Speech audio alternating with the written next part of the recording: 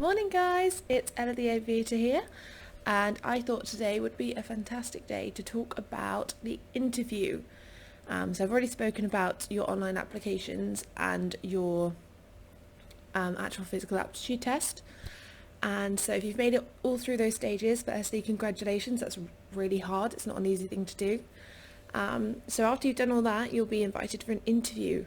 And I thought I'd give you a kind of step-by-step guide of what to expect, not in too many details, as well as a few top tips that I think will really help you on the actual day.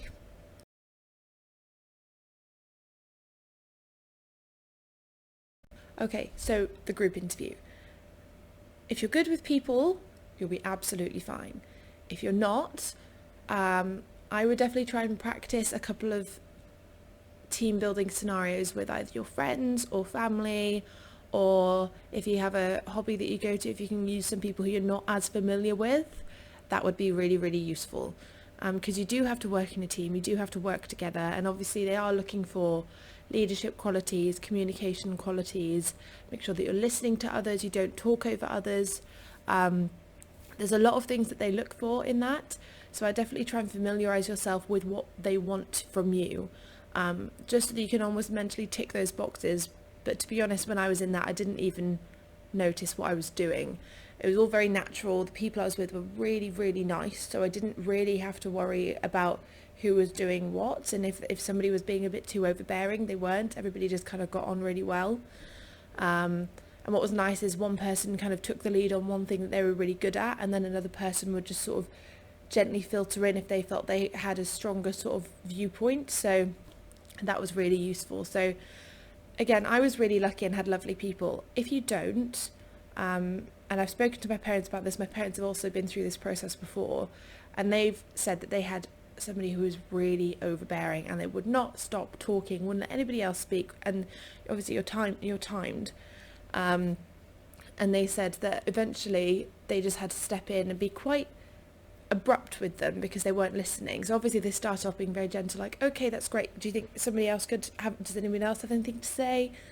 And they still just kept going, kept talking, because I think some people kind of misinterpret what the group exercise wants from you, and they kind of want to steal the show and have all the attention on themselves. That's not it at all. You're working as a team. These people aren't your competitors, they're your teammates. And that's a really good way to think about it. That was actually written down somewhere online, and I read that and I thought actually that's a great way to look at it, because then you're not trying to outshine them, you're trying to be good together, because you don't know how many people they're going to hire sometimes, and who knows, you helping the others might be what they're looking for, so you never know. So anyway, going back to the overbearing people, and both my mum and my dad had this issue, and they both ended up, after a couple of instances, trying to settle them down, and they didn't.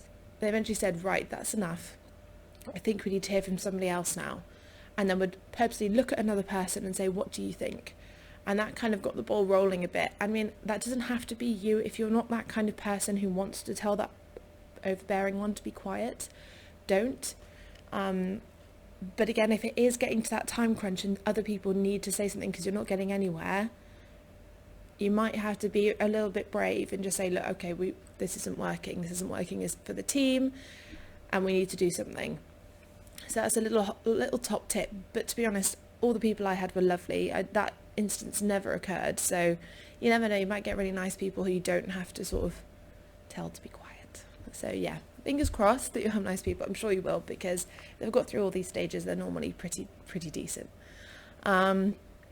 So yeah, I can't really tell you very much about what to expect in the group tests. They didn't last very long, and you don't need any prior knowledge going into it. It's honestly nothing to worry about. I mean, I'm sure you can look online and find people who have told what they went through. So, I mean, if you want to, I'm sure you can find it. But genuinely, I didn't research anything much, even though I'm a research freak. I didn't really research much about it because it's not something I'm worried about. I very much like talking to people. So that for me wasn't an issue. But if you are nervous, just read through the booklet they give you. It's got loads of really great information in there, and again, you'll probably be absolutely fine. They're not big groups either. It's not like you're trying to find your voice in a group of 20. They're normally quite small, so you will have your chance to speak.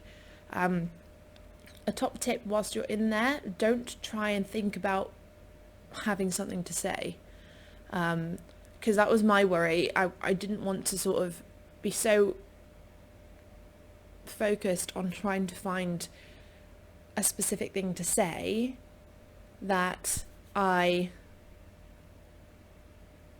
didn't listen to anybody and didn't really focus on what the task was.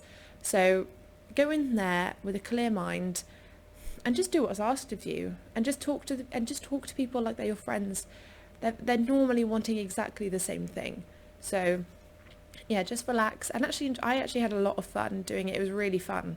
It was 2 tasks that were kind of challenging, but you got to talk to people and everybody had their own input and viewpoint, and I really enjoyed it. So just go in there with that kind of mindset that it's going to be fun, and you should have a really good time, and that will shine with the interviewers as well, because obviously they're sat in there watching you. They don't participate at all. They just watch and sort of see how you're doing, but just pretend they're not there.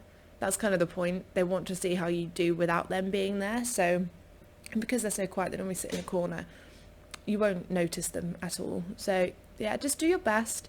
Just be nice. Don't talk too much, but don't talk too little. I know it sounds really obvious, but if you have something important to say and you have a really great idea, make sure you say it to the group, because that might mean the difference between doing really well in the task and not doing well at all. Another thing with the group task, the outcome of the actual task isn't normally the main thing they look for, to be honest. I mean, yes, if you can get your thing to work, or if you come up with the best answer, that of course that's brilliant, but that's not exactly what they're looking for. They're looking for how you talk to each other, and if you can communicate enough to, come to a conclusive answer. But the answer doesn't actually matter, it's how you got there effectively.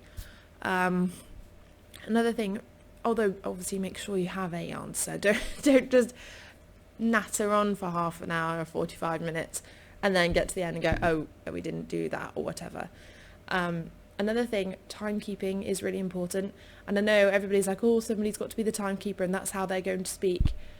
I wouldn't recommend that. I mean, don't just keep time. Make sure that you're actually paying attention to what people are saying, and if you have an input, put it in, because people will listen. But obviously, but timekeeping is really important. So if you can do timekeeping and still contribute, that's great, because you're also multitasking at the same time. And in our one, we luckily had a girl who's really on it. So a few of us were like, oh yeah, we'll keep time, and then I think a couple of us forgot to keep time because we were so involved. And this one girl was so on it, and she was like, we have 5 minutes, we have 3 minutes, we have 2 minutes. And it was great because we were kind of going off on a tangent, and then we're like, oh, right, reins in, let's go. So that was brilliant. So again, just be yourself, keep an eye on the time, keep the task in mind, read the instructions very carefully, because a lot of the time there are little quippances in the instructions that are really important. And I think that's pretty much it for the group exercises. Again, just be yourself. Don't try and be something you're not, because that will show, especially when you're under pressure, because it is timed and there's a lot of people talking and there's a task at hand that's quite difficult. So just be you.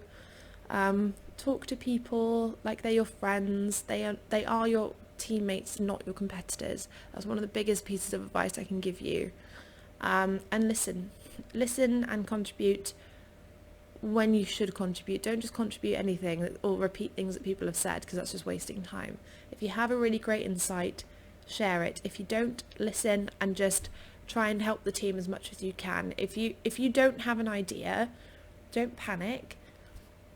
If you see that there's multiple tasks to be done, take that role upon yourself. If you see they've got X, Y, Z, say, right, if it's all right with everybody, I'll start on X.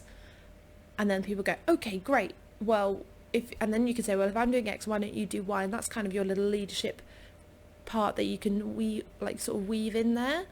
So there's loads of ways you can do it, but again, there isn't much to practice for. It is just you being you. So yeah, don't worry about it. Just do your best, and I'm sure you'll be absolutely fine.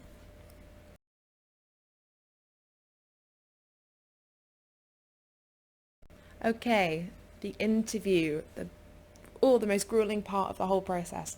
So I was really nervous. I started getting sort of, my heart and stomach were flipping about 3 or 4 days before. But it actually went really well. So starting off, it's not that scary if you're prepared. Be prepared. Don't go in there knowing nothing, because it's not going to go well. So again, my interview was tied with a airline. So I had to learn a lot of information about said airline, things like who their key managers were, their fleet, the engines they use, and then more generic stuff like just keeping up to date with the industry, what's happening, what's the latest progress, all those sorts of things. So obviously I can't speak for somebody who's just going in without being tied to an airline and just going in for a normal one. But I also had no idea what questions I would get. So, I mean, in the pack they gave us kind of things that they said we should look for, or should kind of have some information on. So again, like a bit of company background, values, and those sorts of things. But I was a bit over prepared. I like to be over prepared, if you can't tell. So I made about 120 revision cards. I've actually got them here. I'll show you. There's quite a lot. These aren't even all of them. Yeah, so this, I don't know if you can see how thick that is.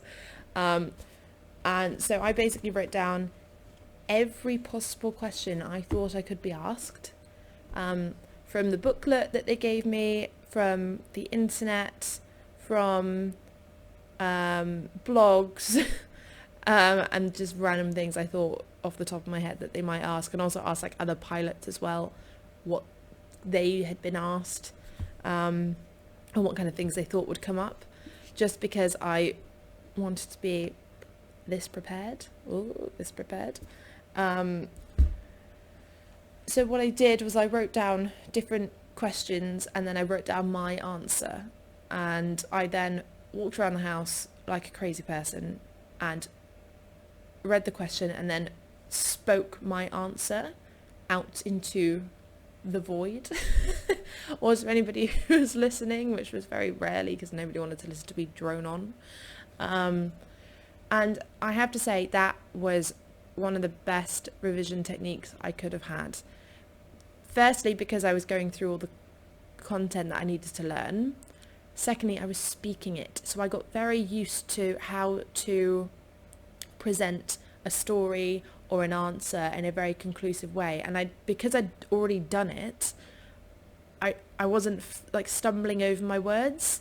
So when I actually got to the interview and they were asking, the questions weren't the same, obviously, but there were ones that drew similarities to what I'd learnt or revised, and I could just spiel it straight off. And it was very smooth, it flowed really nicely. So that's a fantastic way to do it. And honestly, I used to just walk around the garden with them. I'd read the question, then I'd read it out loud, and I'd say how I wanted to say it in the interview. I wouldn't just like quickly brush through the bullet points. I'd actually speak it out loud a couple of times. Because one thing I really didn't want to do in the interview was sit there going, oh God, and when you're trying to sort of stall whilst you're thinking, I wanted it to, obviously I didn't want to be robotic and go, oh yeah, quick answer straight in. But I wanted to feel like my thoughts, I didn't have to rush around in my head thinking for things. It was just there. And that was a really, really good tip that I would have to say works really nicely. I mean, there is a lot of prep involved for that. It took me a long time to prepare everything and then go over the questions, but it was really useful. It helped a lot. Another thing I would say is they are going to ask you behavioural questions. So asking about, can you give an example of, I don't know, great customer service? They probably won't ask that. That's something that they'd ask if you were working in a shop. But those kind of questions where you have to draw on a previous experience. I would say if you're fresh out of school, use school experience. So like if you're in a club or if something happened during a lesson. But I would try and draw on lots of different examples. So if you are in school, maybe try and use hobbies and things as an extra option. If you're not in school and you've been working like I had, you'll hopefully have a whole breadth of different examples you can use. So I did have some school ones because I had some really good examples from school. So I used school, I used ones from work, ones from hobbies, just random things that have happened in my life that were applicable. So yeah, try and draw on lots of different examples. I also, because I couldn't remember, so I'd write myself a question and then go, I don't think I've done any of those things. So then I go, and so I went and asked my parents, and they were like, oh yeah, you did this and you did that when you were 16 or whatever. And that was really useful. So if you are kind of stumped for things you've done or you can't think of a good example, go and ask your friends and family. They'll probably have ones for you that you didn't even remember you had. So that's also a really good tip. Another little top tip I want to say, if you are revising the way I did with the revision cards, ask yourself hard questions. Don't let them be easy.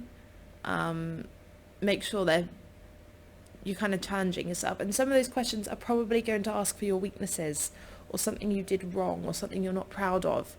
And those are kind of hard to answer because you obviously don't want to come across as subpar or it's hard to sort of tell people that you made a wrong decision or you felt guilty for something or you know you didn't do something good. So it's hard to write those, but do write them down because they are important and they probably will come up. A good tip though with those, if you do have a redemption story, so for example you made a bad decision, there was a consequence to it, but then you went and fixed it, that's great because that shows that you realised you did something wrong and then fixed it. So I definitely say if you do have those stories, make sure you have kind of a response to them, or at least have, or if you didn't do something and you think it's a great example, make sure in your head you have an idea of what you should have done or how you would change it or what you would do in the repercussions of that decision. It just kind of shows them that you have thought about it or that you've actually actioned what you did wrong, and sort of helped ease that issue that you had. I think that's a really important thing to work on for yourself as well. It's hard, but it's kind of good for you to kind of see where those weaknesses are and how you previously worked on them as well. So getting into the interview. So I had to wait for an hour for my interview in a room full of all the other interviewees. You can sit and go through your cue cards if you want. A couple of them did, or you can sit and chat, and I just sat and, I looked at them I think once and then felt sick and I was like, no, I can't look at these again. So I just put them away and I just sat and spoke to the people next to me and chatting, and so that was nice. It kind of settled you a little bit because everybody was nervous, but they were all very honest about it. There was a lot of girls in there, so we're all sort of very chatty and wouldn't really shut up actually. But it was nice because everybody was very open and honest, going, oh, I'm really nervous, I hope I get asked this question and X, Y, Z. So yeah, it was a really nice atmosphere actually. So I just sat and chatted to them for an hour and then finally got called in to the interview. Oh my god, it honestly is not that bad. So I went in, it was like a classroom or like boardroom or something. Sat down, I was with one woman who was lovely. She was actually so our interviewers were kind of mixed. They had a manager in the company, they had a psychologist, because they also have a psychologist, I forgot to say, watching you. Don't worry about that. They're just making sure, I think, that you're probably not a psychopath, which hopefully I'm sure you're not. Don't worry, it'll be fine. So I had one of a woman who was from the airline, and they had a list of set questions, and it just she just started asking me questions, and it actually didn't last that long. My interview was only about 40 minutes, and then I got out, and all the girls were like, oh, that was fast. I was like, oh, was it? I don't know if that's a good thing or not. So I went and rang my parents. I was like, it was only 30 or 40 minutes. Is that a good thing? And they were trying to say yes, it was, but I felt like they were lying to me, and it was very stressful. So anyway, yeah, so the one thing I found a bit difficult about the interview was, as I was speaking and I was sort of reeling off all these answers, the interviewer was obviously writing them down because they want to remember what you said. But because she was writing them down, there was no eye contact, because she was just trying to scribble everything as quickly as possible. So I found that a bit awkward, because I'd try and like slip a joke in, and she wouldn't laugh. And I was like, am I just really unfunny? Or is it because she's trying to write really fast and just can't really engage with me enough? So that was awkward a little bit, but it was fine. I mean, she was very, very nice. Sometimes if you haven't given enough for an answer, they might prompt you to give a bit more information. But again, it really wasn't anything to worry about. And maybe try and also have a question or a few ready at the end of the interview to ask your interviewer. That's always really handy. I always like to have a bank in my head, because sometimes I go a bit blank at the end of it because I'm so relieved it's over, and then they're like, do you want to ask any questions? I'm like, yes I do, but I don't know what to say, so no. And then it's really awkward and I feel like I should say something. So if you can, have a couple prepared that you want to ask them, and I'm sure you do have genuine questions, so just use those. Just maybe list them down so you remember to say them, unlike me who forgot. I did actually remember eventually and asked her a couple, and it was really nice. So yeah, and that was it. And then I got to leave. I think it was about 2 o'clock, 3 o'clock I got to go. I've heard that other interviews are all day, so don't quote me on that. I think they're all a bit varied, a bit different. So obviously, again, mine was tied to an airline, so I don't know what kind of questions you'll get or what the experience will be if you're just going straight into an academy. I'm sure, again, you'll probably need a bit of background info on that academy, why that academy, pretty much standard what you'd expect to... I can't even remember what I was asked, actually, during my interview. It's all a bit of a blur. But, yeah, it was... The whole process was actually... The interview day was probably the easiest part for me, I thought. I thought the aptitude tests were harder because that was a bit more pressure with performance. Yeah, so I really enjoyed the whole interview process. It was really fun. So once you've done all of your interview, well done. Very stressful, but I'm sure you were brilliant, or will be brilliant. I think they normally take about a week to get back. Again, I was really lucky, and they got back to me the day after, saying I got in. I was stood on the decking watching all my wild dogs run around, and I heard my phone just go doo-doo. I was like, oh, that's my email noise. It doesn't actually sound like that. I can't remember the noise of it. And I picked up my phone, and it was from said academy, and I was like, oh my god, this is it. So I opened it, and the first line was something like, congratulations, and I think I just screamed or I cried, one of the two, or probably both. And then I was like crying, and I shouted at my mum. She was like, what? She thought I'd hurt myself. She was like, what is it? And I was like, I got in. And then she screamed and hugged me. My dad came over, and I was like, I got in there. And he was like, great. Typical dad. He was just like so blasé about it. After a couple of glasses of wine later, he was a lot more encouraging, and he's like, oh, this is amazing. When I told him, he was like, oh, that's great. Brilliant, thanks, Dad. So yeah, it was really exciting. Again, and also a little cool thing after the interview, they ring you up and tell you how you did, regardless whether you got in or not. So they'll give you a review. I think it's from the psychologist. They partner up with the academy, and then they'll review how you did, and then ring you up and tell you through section by section what you were good at, what you weren't so good at, so that you know kind of to improve. especially if you don't pass. It's really great because they tell you exactly what the things that you're kind of lacking on. Because I know a couple of people who didn't get through straight away, and they'll tell them pretty much exactly why, which is great because it means that you can go away and work on that and then go back and then hopefully get in the next time. So it is a really, the whole process I thought was really good, very professional. The people there were also really, really lovely. Again, I can't speak for everything, but I'm sure the people there will be nice as well.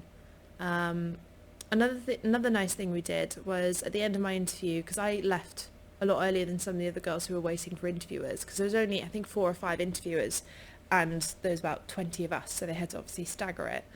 And each interview was blocked for an hour. Obviously mine took a lot less than that. Oops. But yeah, so after that I then went to the girls who were still there and said, look, I don't know, I got on really well with you guys. I don't know if you guys want to join in a group on Facebook or something. So we all joined in. So we've all been keeping each other up to date on who's got what offer, who's doing what next, all those sorts of things, which is really, really nice. So it might be worth doing that if you like it. If obviously if nobody's that nice, you don't have to do that. But if they are and you want to keep in touch, just ask them. I'm sure they really want to know how everyone's doing as well, because we're all kind of in this together. We're all going through the same process and the same fears and anxieties. So you never know, you might find people you really like and might even be on the same course as you, which has amazingly happened to me. So there you go. It's a great process. I know it's hard. I know it's stressful. I do get nervous about things, and like I said, my stomach flips and I get a bit anxious. But there really was nothing to worry about. As long as you prepare with these or whatever kind of system you like, definitely do that. And that's pretty much it, to be honest. It's yeah, really not that bad.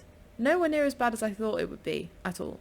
So yeah, just make sure you're prepared. Just be yourself. Or try and be the best version of yourself. That, I think, will make sure you do well.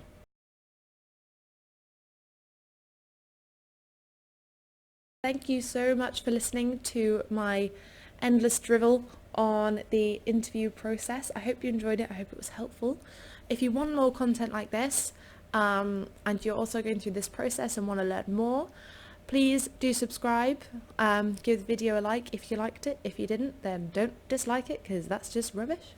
And hope to hear from you guys really soon. And look out for my next video, which will hopefully come a bit sooner than this one. Thank you. Bye.